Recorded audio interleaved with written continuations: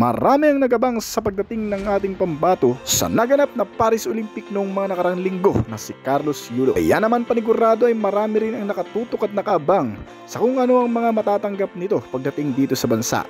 Kabilang award mula sa iba't ibang mga kumpanya, kabilang ng malaking pera, house and lot, condo unit, mga business franchise, endorsement at isang sasakyan. Kaya naman sa pagkakataong ito ay aalamin natin kung anong klaseng sasakyan nga ba ang ibinigay ng Toyota Motor Philippines sa ating Paris gold medalist na si Carlos Yulo. Isang SUV car na may 7-seating ang capacity at isang kalalabas lang ding modelo ng brand dito sa bansa. Ang modelong ito ay magugustuhan din daw ng kahit na sino, lalo na kung malaman mo ang kabuuang detalye na meron ito. Yan ang alamin natin kasama ng kabuuang presyo nito. Pero bago yun, syempre, kung bago ka pa lamang po dito sa aking channel, baka naman kaibigan po naman subscribe button pa rin ang notification bell para naman mapili lagi sa mga video. Gagawin ko pa. Alright, simulan na natin to!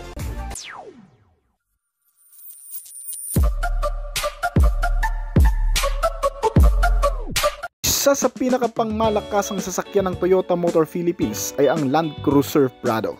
Isa rin ito sa mga premium and luxury SUV car ng brand dito sa bansa na pinapangarap ng maraming mamimili ng sasakyan. Dahil sa dami ng mga katangian nito, magandang pormahan, mapagkakatiwalaan at madadala mo sa kahit saan. Ang Toyota Prado ay nananatiling isa sa makapangyarihang mid-size SUV car na mabibili mo sa panahon ngayon. Lalo na sa pinakabagong pag-upgrade nito ngayon. Malalabas pa lamang sa bansa ng ito ay ginawad sa double Olympic gold medalist ngayon na si Carlos Yulo bilang award sa atleta ng brand sa pagkapanalo nito sa pangalawang gold medal sa naganap na Paris Olympic nitong mga nakarang linggo lamang. Kaya naman sigurado karamihan sa atin ay nangangarap na ring maging isang Carlos Yulo balang araw. Sa mga hindi nakakaalam, hindi rin kasi basta-basta at hindi rin biro ang ganitong klaseng regalo. Lalo na kung ganitong klaseng modelo na para ka na rin nanalo sa loto. Lalo nga ba ang meron sa modelong ito? Yan ang iisa-isahin natin ngayon. Ang Toyota Prado ay unang ginawa noong 1990 pa at itong modelo ay nasa ika-5 generation na ngayon. Nagsisilbing nakababatang kapatid ito ng Land Cruiser 300 at nagtataglay din ng lahat ng katangiang makikita sa LC300. Gaya ng pagiging isang matikas, maalamat na off-roader, kuwang-kuwang external na appearance at pagiging makapangyarihan nito. Ngunit mas mura sa LC300. Itong 5th generation ng Toyota Prado na inilabas na sa bansa ngayon ay ginawang boxier look na isinunod sa orihinal na J70 Land Cruiser na inilabas noong 1984. Sinamahan ng front end ng Land Cruiser Prado ng mga rectangular headlamp na may 3 cube-shaped projector type sa loob at grill radiator na may vertical slots at box-shaped type. Nilagyan na magagandang klase ng mga ilaw na hindi lang basta LED type na klase at sharp looking. Dahil equipped din ito sa adaptive technology, yung mas nagiging maliwanag sa gabi lalo na sa madidilim na klase. Itong modelo ay mas pinarami din ang mga safety and security sense para sa ligtas na biyahe sa araw-araw na gamit. Gaya ng pagkakaroon nito ng Advanced Driving Assistance System. Sa mga hindi nakakaalam, ang ADAS o Advanced Driving Assistance System na inilagay sa modelong ito ay isang safety features na ang function ay iniiwasan ng sistemang ito ang anumang aksidente o pagkamatay dahil lang sa pagkabangga o pagkawala ng kontrol ng sasakyan, na minsan ay hindi mapipigilan. Mas tumataas ang tsansa ng mga pasahero na maligtas sa oras ng mga aksidente sa pamamagitan ng safety features na ito. Kaya naman talagang maganda at perfect ang modelong ito na ipinagkaloob sa ating pambansang gold medalist na si Carlos Yulo. Pinapanatili rin ito ang kapanatagan at pagiging confident ng kahit na sinong magmamaneho nito sa loob man o sa labas ng kalsada sa pamamagitan ng mga high-tech features nito. Gaya ng automatic na paghinto sa mga pedestrian lane kung sakaling may mga biglaang tumatawid at maging sa traffic light kapag naka-red na ang ilaw. Sa mga sasakyang biglang sumisingit at nag-overtaking ay siguradong maaasahan mo sa mga ganong klaseng sitwasyon. Isa pa, itong Toyota Prado kaya mas magugustuhan mo pa lalo ngayon ay nilagyan din kasi ng maraming convenient features sa loob. Gaya ng pagkakaroon nito ng mga naka-leather seat cover na upuan, mga naka-electric foldable at power adjustable, kasamang mga reclining sa driver seats at captain chair, at may mga kasama ring armrest para sa relax na biyahe. Meron itong mas malaking display ng TV screen na 12.3 inch ang sukat, na sinamahan pa ng mga connectivity gaya ng Bluetooth, wireless Android Auto at Apple CarPlay. Meron itong audio sound na mas pinaganda sa pamamagitan ng 10 speaker nito sa loob.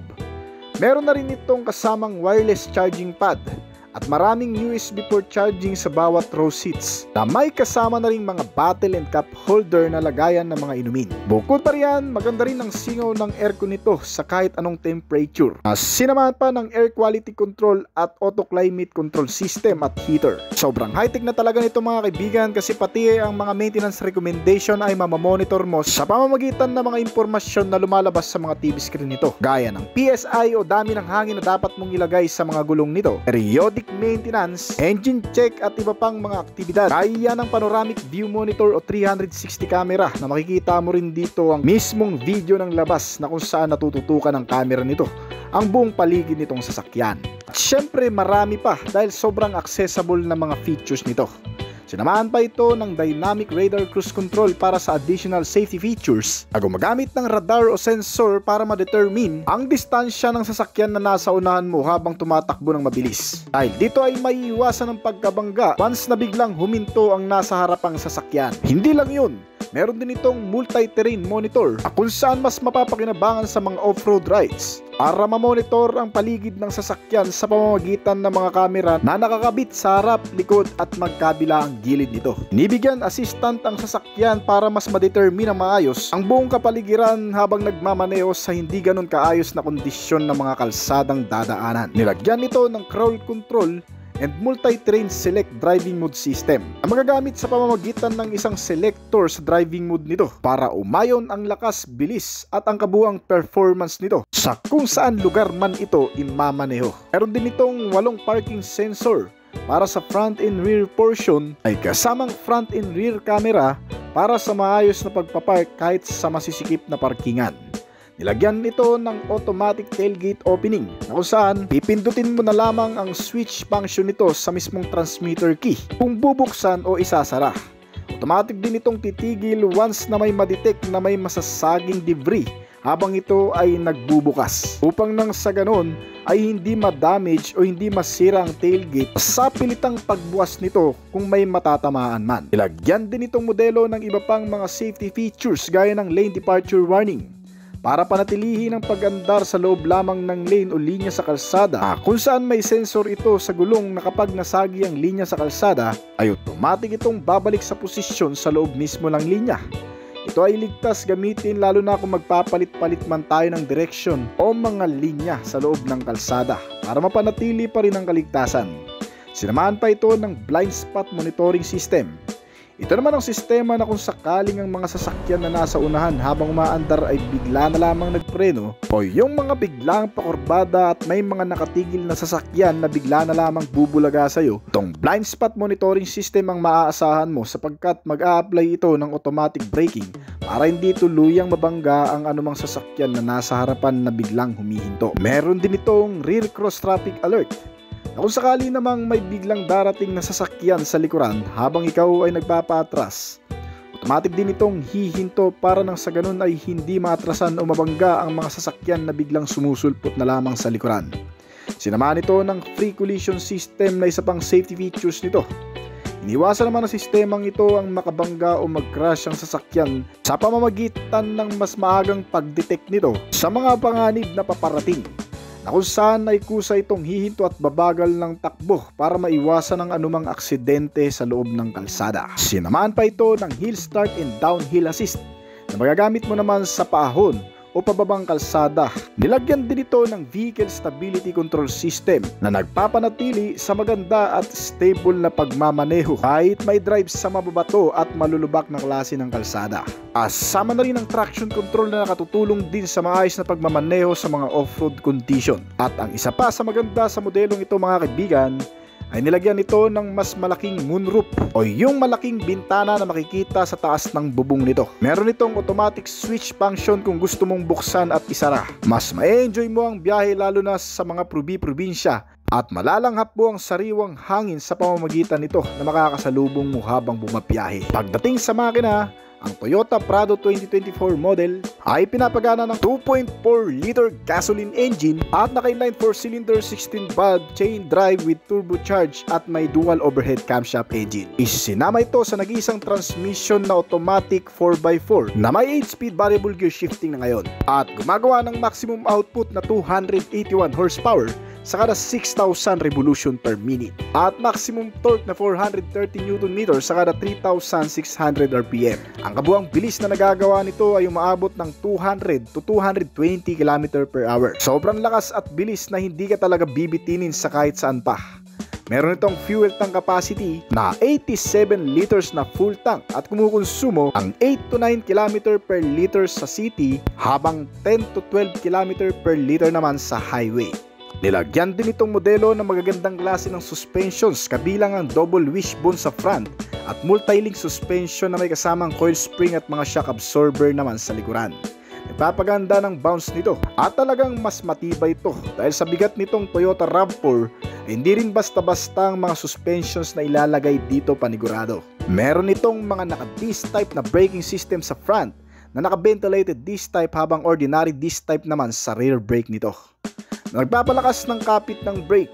Tinutulungan nito ng anti-lock braking system na kung saan nag-a-unlock sa mahigpit na kapit nito kapag nagagamit mo ito sa mga emergency braking o biglaang pagpipreno. At kasama rin dito ang EVD o Electronic Brake Force Distribution na sumusuporta sa kapit ng brake lalo na kapag mga pababang kalsada na kung saan mabilis ang takbo at may kargang mabibigat ay lalakas ang kapit ng brake sa mga biglaang preno. Tinamaan pa ito ng brake assist para sa dagdag na lakas ng puwersa ng brake para mas ligtas at mas maayos ang paggamit ng brake lalo na sa mga emergency braking. At pagdating sa manubela, ito ay nilagyan ng multifunctional na steering wheel na kung saan maraming control at switch na makikita mo dito.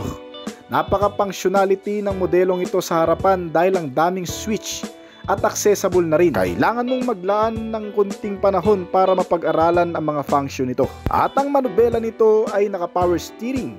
Adjustable ang steering column kaya magkakasya kahit na gaano kalaki. Meron itong rack and pinion na tumutulong din sa balancing pag-ikot ng mga gulong kapag naidadaan sa malulubak o mababatong kalsada ay hindi basta-bastang magwiwigil ang manubela nito at napapanatili ang magandang maneuverability. Nilagyan din ito ng malalagkit at malalaking klaseng gulong na nakadesign para sa mga off-road na may kabuang sukat na 19 na pulgada. Ang harapang bahagi nito, makikita ang malaking sukat din ng instrument meter panel gauge na may 12.3 inches. Naka-TFT display kaya sobrang high-tech, kumpleto sa info, user-friendly at mas madaling maunawaan. Kasama ang mga sign notification na makikita dito gaya ng seatbelt warning, engine check warning, mga signal light indicator at marami pang iba. Meron din itong mga basic safety features gaya ng mga airbags, seatbelt, crash sensor, front and side impact beams, ISO fixed child mounts at marami pang iba. Pagdating naman sa security features, hindi rin ito basta-bastang mananakaw, mabubuksan at madadrive ng kahit na sino kung wala ang mismong transmitter key nito. Dahil sa mas pinalakas kasi ang mga security sense na inilagay sa modelong ito. Gaya na lang pagkakaroon nito ng engine immobilizer system. Meron din itong makabagong features na kung saan nade-determine ng modelong ito kung ang may-ari ang nagmamaneho nito. Nilagyan ito ng central locking, power door lock na nagpapatibay sa pagkasara ng mga pintuan kahit gamitan pa ng tools ng pagbukas nito. Sinamahan din ito ng anti-theft alarm at anti-theft device system. Itong Toyota Prado mga kaibigan pagdating sa dimension, meron itong kabuang haba na 484.4 cm at kabuang lapad na 188.5 cm. Meron itong taas na 189 cm at may 5 pintuan. May 7 hanggang sa 8 upuan na para sa buong pamilya. Kaya panigurado si Carlos Yulo mga kaibigan na itiba-tiba na sa modelong ito. Marami pa tayong hindi nabanggit na iba pang mga detalye nitong bagong Toyota Prado na kung saan karamihan sa mga nabanggit natin ay mabibilib ka na rin talaga. Meron itong kasalukuyang presyo mula sa pinakamababang variant na nagkakahalaga ng 3,665,000 pesos hanggang sa pinaka-top variant na nagkakahalaga naman ng 4,487,000 pesos dito sa bansa. Toyota Land Cruiser Prado Una itong ginawa noong 1990, ang Land Cruiser Prado ay nasa ika-4 na henerasyon na ngayon. Tulad ng nakababatang kapatid na Land Cruiser 200, nasa Prado pa rin ang lahat ng mga katangiang bilang isang mapagkakatiwalaang SUV sa bansa na may panalong mga specs and features. Ngunit sa isang mas abot kaya at compact na pakete, ito ay may parehong mga linya at hugis ng katawan ng LC300. Ngunit ang Prado ay mas hinaluan ng kaunting arte sa estilo, sa harapan ng hindi gaanong nakakatakot tingnan pero napaka-elegante. Ang mga malalaking chrome accent bumper grille na mga naka-vertical line na signature nito at ang makinis na mga headlamp ay nagbibigay dito ng highlight lalo na sa madidilim na kalsada, kasama ang iba pang mga lighting system. Sa loob nitong Land Cruiser Prado ay makikita ang isang plush cabin na may wood accent design. Sa harap, isang manubela na may multifunctional na control sa mga key switch function at mga naka-leather na upuan para sa 7 tao. May 6 na speaker per entertainment system, may Bluetooth connectivity kasama ang Apple CarPlay at Android Auto sa infotainment nito para sa alinmang libangan komunikasyon at upang mas masiyahan ang mga pasahero kasama ng dual auto climate control aircon system. At di gaya ng marami, ang Prado ay may kalakihan din sa ilang midsize SUV pero may tuturing isa sa pinaka best option para sa mga naghahanap ng mas marangyang klase ng sasakyan. Ang engine sa ilalim ng hood ng Prado ay pinapagana ng alinman sa 4.0 liter gasoline at 2.0 diesel engine sa magkaibang variant. Ay 6 na cylinder, 24 valves para sa gasoline habang 4 cylinder with 16 valves naman para sa diesel na engine. At parehong pinapamahalaan ng automatic na transmission na may 6-speed shifting. Para sa mill ng 4.0 liter gasoline engine, ito ay kayang gumawa ng 271 horsepower at 381 Nm ng torque. Habang ang mill naman ng 2.8 liter diesel engine ay nakakapag-produce ng 201 horsepower at 500 Nm ng torque. Alinman sa dalawang ito ay may kakayahang gumanap ng mas maaasahang biyahe sa bilis na umaabot ng 175 to 190 km/h. Para sa external at internal safety measure gaya ng LC300, ito ay kinumpleto na rin ng manufacturer mula sa mga advanced safety sense at security sense gaya ng pagkakaroon nito ng pre-collision system, lane tracing assist, speed sensing door lock, ADAS, hill start, downhill assist, ISO fix at marami pa kasama ang ilang ding mga particular safety measure at security sense nito. Ipinaris sa matitibay na suspensions, mapa off-road, rough road ay kayang-kaya at anong klaseng kalsada man ang tatahakin. Ang kasalukuyang presyo nito ay nagkakahalaga ng 3,665,000 pesos hanggang sa 4,487,000 pesos para sa top variant Toyota Land Cruiser. Ang Toyota Land Cruiser ay ang pinakamatagal ng nameplate ng automaker na patuloy pa rin ginagawa hanggang ngayon. Ito ay may kasamang makasaysayang lahi at pamana ng mga ninuno na ginawa noong 50s at nagbigay sa SUV ng reputasyon bilang isang subok na maraming karanasan at pakikipagsapalaran sa lahat ng klase ng kalsada. Nag-evolve ito mula sa isang full-blooded na off-road na sasakyan at sa isa sa mga pinakamarangyang SUV na available sa merkado ngayon. Madalas ginagamit sa security at for safety purpose, opisyal man o yung mga may kakayahang maka-afford sa modelong ito. Noong year 2021, tahimik na inilunsad ng Toyota Philippines ang Land Cruiser sa dalawang klaseng variant nito. Walang mga pagpapakilala o launching ang naganap. Para sa isang malamat na nameplate, ang LC300 ay pinapagana ng 3.3 liter diesel engine, 6-cylinder, 24 valves at dual overhead camshaft na makina. Ang mill nito ay pinaris sa isang 10-speed na automatic transmission na gumagawa ng 302 horsepower sa kada 4,000 RPM at 700 Nm ng torque sa kada 1,600 to 2,600 na RPM.